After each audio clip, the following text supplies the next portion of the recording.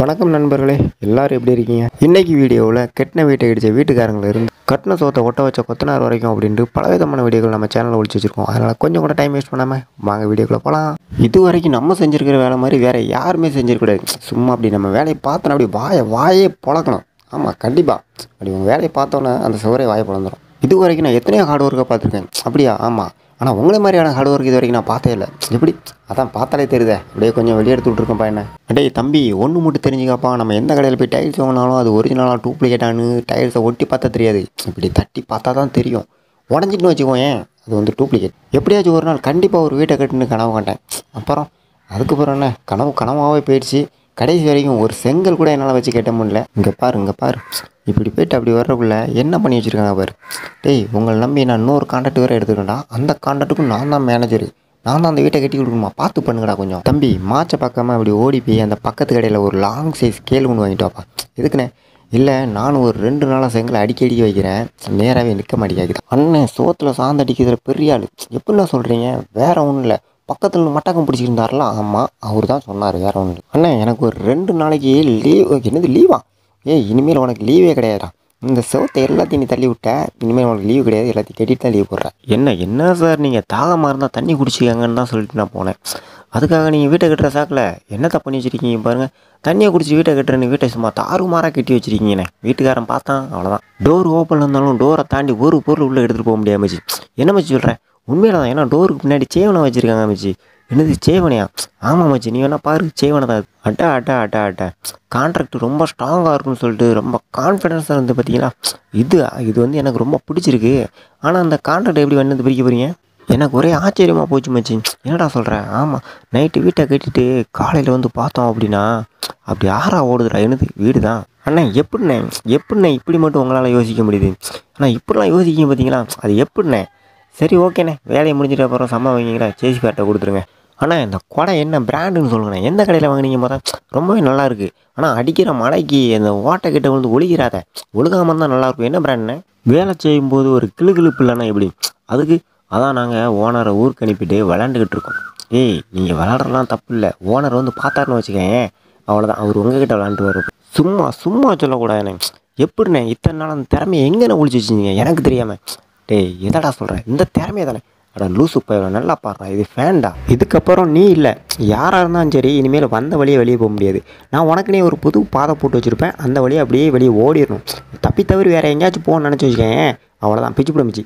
அப்புறம் என்ன இப்படியே வேலை பார்த்துக்கிட்டு இருந்தா எப்படி? கொஞ்சம் தூக்கம் வந்தால் தூங்குறது எதுக்கு? அப்படியே இந்த 2 காயை நோட்டிட்டு போகிறக்கா? அப்படி இல்லைண்ணே, தூக்கம் வந்தால் தூங்கு. நோட்டிட்டு போ.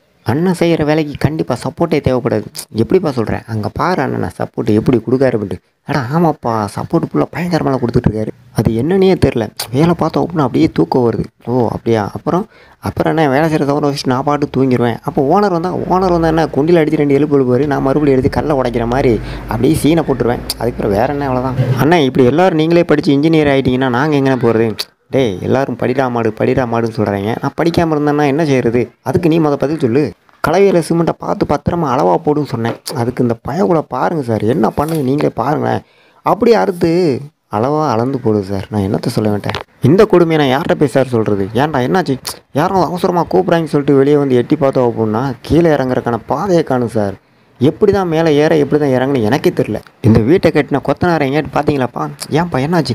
இல்லை, எங்கள் வீட்டில் கட்டின தூண் ரொம்பவே ஸ்ட்ராங்காக இருந்துச்சு, அந்த மரியாதைக்காண்டி அவருக்கு ஒரு மோதிரம் போடலான்னு. அப்படி போகிறான்னு எனக்கு தான் போடணும். என்னடா சொல்கிறேன்? ஏன்னா அந்த தூணை கட்டினே நான் தான். அப்படியே ஆயிடுவா, அவனுக்கு போடுறேன். அண்ணே, இப்படியே போனால் பழனிக்கு போயிடலாமாண்ணே? தம்பி, இது பழனிக்கு போகிற ரோடு இல்லைப்பா. இல்லைண்ணே, பார்த்தா அப்படி தான் தருது. இல்லைப்பா, இங்கே பாருண்ணே, எத்தனை படிக்கட்டு மாதிரி வேகத்தடை அப்படின்ட்டு. இங்கே பாரு, நிமிந்து போனால் தலை தட்டுது, குடிஞ்சு போனால் தரை தட்டுது.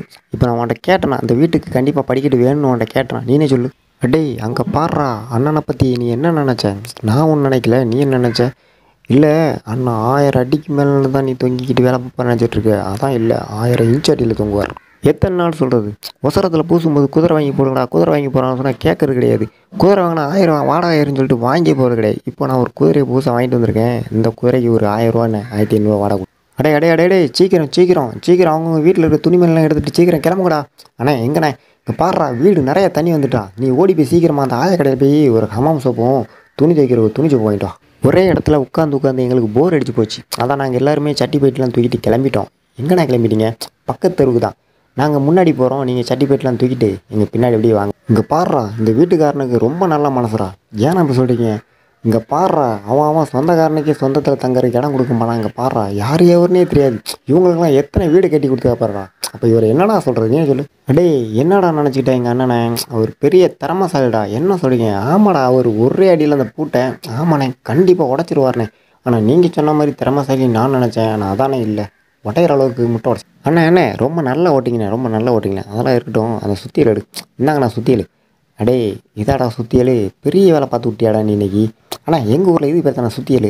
எங்கள் அண்ணன் கல்லை உடைக்கும் போது முன்னாடி உடைக்க மாட்டார், பிறகு அப்படி சுத்தியலை தூக்கிட்டு பின்னாடி இருக்கிற கல்லை தான் உடைப்பார். என்னண்ணா சொல்கிறீங்க? இங்கே பாருப்பா, அங்கே பாரு, என் அண்ணன் எவ்வளோ கஷ்டப்பட்டு சுத்தியலை தூக்கிட்டு பின்னாடி விட்றாப்பு. அண்ணே அல்ல குறையாது, கேள்விப்பட்டிருக்கீங்களா? ஆமாம், என்னது மண்ணு தான், வேற என்ன?